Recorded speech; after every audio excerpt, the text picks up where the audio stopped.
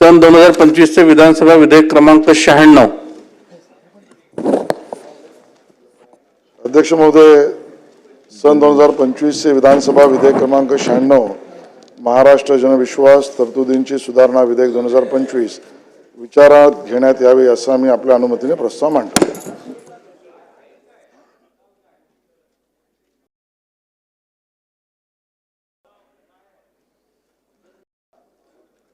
अध्यक्ष महोदय, राज्यासाठी अतिशय महत्त्वाचा विषय असलेलं हे विधेयक आहे।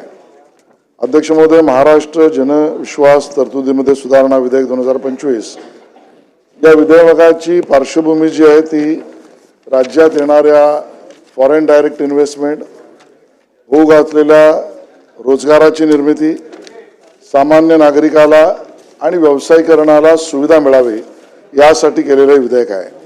आणि म्हणून या विधेयकाचा मूळ गाभा जो आहे तो भारत सरकारने बनवलेल्या कायद्याच्या अभिप्रेत अशा पद्धतीचा गाभा आहे आणि त्याचा मूळ मंत्र आहे तो किमान सरकार आणि कमाल प्रशासन।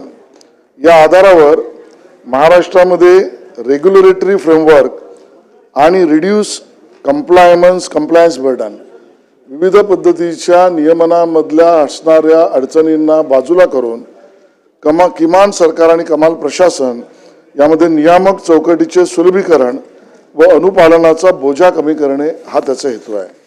आणि म्हणून या आधारावर केंद्र सरकारने Bharat India's Jan Vishwas amendment provision act 2023 हा जो केला त्या आधारावर हा कायदा प्रस्तावित केलेला आहे। ही दुसरी सुधारणा आहे। या अगोदर 5 वेगवेगळ्या कायद्यातल्या सुधारणांच्या विषयामध्ये आपण हे विधेयक मंजूर केल्यानंतर दुसरी सुधारणा आहे। याचा फोकस जो आहे तो अपराधीकरण रद्द करणे आणि विविध छोट्या तरतुदीमध्ये रॅशनलायझेशन पिनल प्रोव्हिजनमध्ये करणं अशा पद्धतीचं आहे। आणि म्हणून या आधारावर 5 विभागातील जवळजवळ 7 कायद्यात 49 तरतुदीत या अपराधीकरण कमी करणे आणि फाईन्स याचं रॅशनलायझेशन करून व्यवसायाला पूरक, डिटेल खूप आहे, मांडू सगळ्या कायद्यातलं मांडू।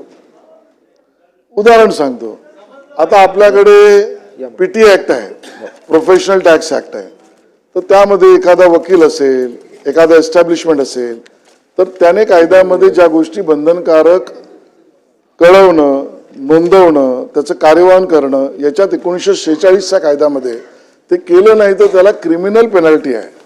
आणि मग त्या क्रिमिनल पेनल्टीमुळे राहिलेल्या गोष्टींमध्ये ही भीती व्यावसायिकाला अन्यथा राहतच असते की एखादा अधिकारी आपल्यावर कारवाई करेल, त्यापेक्षा त्याला सिव्हिल फाईन करू असे जर चुका केल्या तर असं पेनल्टीला फाईनमध्ये रूपांतरित करणं, क्रिमिनल ॲक्शनला जिथे जिथे गंभीर स्वरूपाचे गुन्हे नाहीत त्यामध्ये सिव्हिल ऑफेन्स करणं आणि याचे सर्व अधिकार न्यायालयात जाण्यापेक्षा अधिकारिक स्तरावर प्रशासकीय स्तरावर देणं, म्हणजे न्यायालयाचे खेटे घालण्यात छोट्या छोट्या विषयात ज्या अडचणी होतात त्यात वकिलाचा खर्च, न्यायालयाचं बर्डन, गुंतवणूकदाराला गुन्हेगारीची ट्रीटमेंट आणि बरोबरीने तिथे काम करणाऱ्या एस्टॅब्लिशमेंटमधल्या कामगार असो, विविध प्रोव्हिजन्समधले त्यालाही ती दाद मागायला कोर्टासमोर जायला लागतं।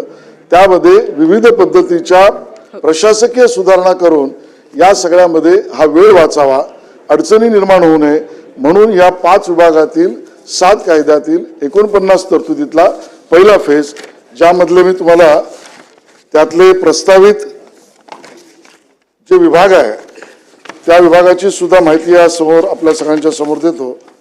उदाहरणार्थ महाराष्ट्र इंडस्ट्रियल रिलेशन्स ॲक्ट, यामध्ये 2 डिक्रिमिनलायझेशनचे कायदे केले, आपण 23 रॅशनलाइज केले।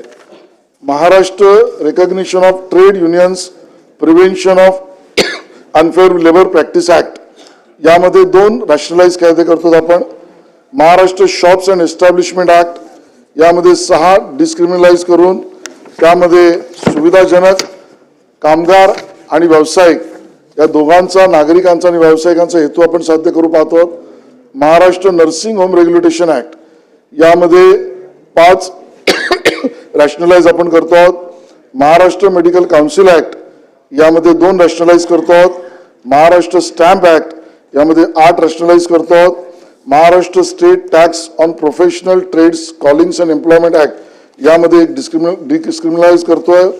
अशा पद्धतीने या 49 कायद्यामध्ये काही ठिकाणी आपण पनिशमेंट जी 100 रुपये होती, 150 रुपये होती, ती 10,000 रुपये, 50,000 रुपये, लाख रुपये अशी रॅशनलाइज करतो आहोत. काही ठिकाणी आपण म्हणून इम्प्रिझनमेंट रिगरस होती, ती सिंपल करतो आहोत. काही ठिकाणी कामगारांना न्यायालयासमोर जाण्यापासून प्रशासकीय अधिकारी स्तरावरच न्याय मिळावा अशा पद्धतीच्या प्रोव्हिजनचा हा कायदा राज्याच्या संपूर्ण हिताचा आहे. त्याला सभागृहाने मंजुरी द्यावी अशी माझी विनंती आहे. प्रस्ताव असा आहे की सन 2025चे विधानसभा विधेयक क्रमांक 96 महाराष्ट्र जनविश्वास तरतुदींची सुधारणा विधेयक 2025 विचारात घेण्यात यावे. कुणाला याच्यावर मत मांडायचं असेल? सन्माननीय सदस्य जयंत पाटील.